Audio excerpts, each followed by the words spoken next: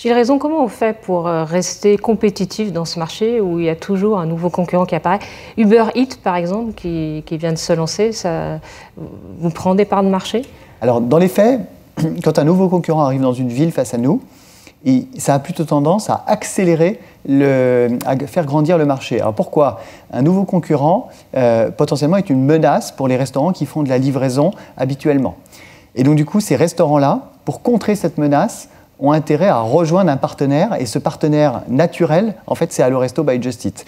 Et donc, au final, un nouveau concurrent qui arrive dans une ville a plutôt tendance, nous, à stimuler notre croissance. Et c'est ce qui s'est passé depuis le début de l'arrivée des concurrents, depuis 2 ans sur le marché français, où vous avez finalement, nous, une croissance qui s'est accélérée avec l'arrivée de nouveaux acteurs.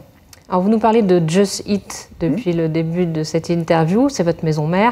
Il paraît que vous allez changer de nom bientôt. Alloresto, ça va devenir Just Eat. C'est pourquoi? Alors, c'est en projet.